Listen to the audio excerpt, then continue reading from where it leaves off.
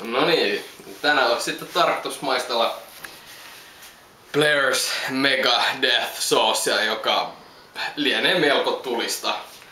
550 000 Scoville ja näin tulista kastiketta en ole vielä maistanut. Reilu 100 000 Scoville Da Bombi vielä menee raakana, mutta tää olisi tulisin mitä on tähän mennessä maistanut. Ja siinä tulee tämmönen hieno pääkallo pullon mukana. Kyllä on hieno, kelpaa. Tästä nyt sitten, tätä on jo tullut ravisteltua tätä putelia. Siellä on soossit. Hohoho. Haju ei hirveen ihmeellinen oo. Ai vielä. Tästä otetaan vielä varotoimenpiteeksi tänne pikkasen kylmää juokesta. Tästä tosta löysi ruisleipää ja Pringlessa ja lievittää tuota tullisuutta hiukan sitten. Tietenkään neste ei varsinaisesti auta, mutta samapa tuo. Nyt sitten katsotaan täältä pullosta. Pikkasen tätä ainetta hirvittää. Pistetään sitä vähän lähempää. Pistetään sitä tästä teelusikan päästä tommonen setti. Sitä varmasti on siinä.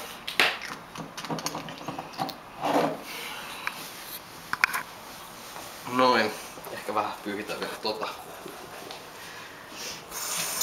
sinne lusikkaan. Sitten hirvittää jo valmiiksi. En tiedä yhtään mitä tästä tulee, mutta siinä lähtis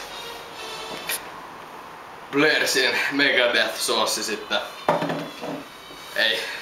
Ei muuten Amerikasta löydetty tota stuffia Michiganista, mutta Frederickin kadun säästäjät punitsen myymälästä sitten löytyi. Ei auta muu kun tunkettaa suu.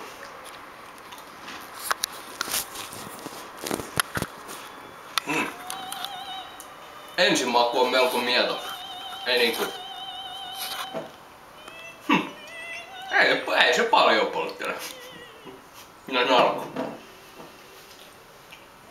Tää ottais varmasti kaikki, että se oikein menee sinne.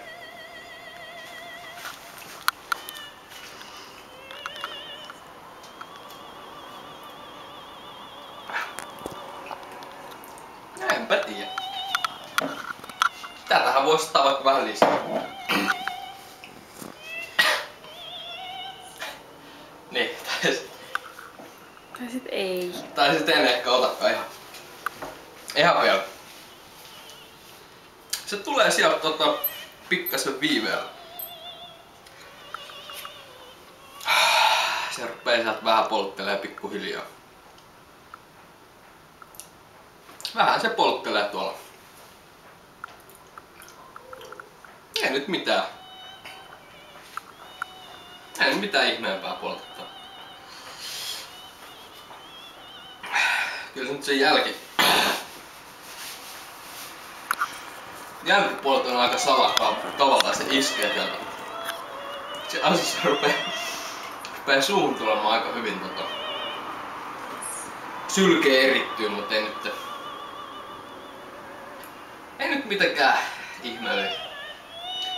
Sitä voisi esitellä jääkaapin muuta sisältöä. Täältä löytyy habanero tabascoa. Se on lähes tyhjä. Sitä on tullut heiteltyä joka paikkaan. Siitä ehkä pikkasen tulisempi olisi Amazonin Very Hot kastiketta. No, lähes samaa kuin tuo tabasco, että ei hirveän tulista. Sitä voi kunnolla heittää joka paikkaan. Sitten siitä kertaheitolla tulisempaa Mama Afrikas Habanero Chulu Sauce. Kyllä on tulista ja hiukan sinappinen ja sitruunainen, oikein raikas maku, erittäin hyvä. Tosiaan paljon tulisempi kuin normi tabasco, että tästä kannattaa aloitella chiliharrastusta, jos tykkää. Siitä pikkasen tulisempaa Pain 100%, mutta ei mitään ihmeempää myrkkyä tämäkään vielä. Mutta sitten Da Bomb Beyond Insanity.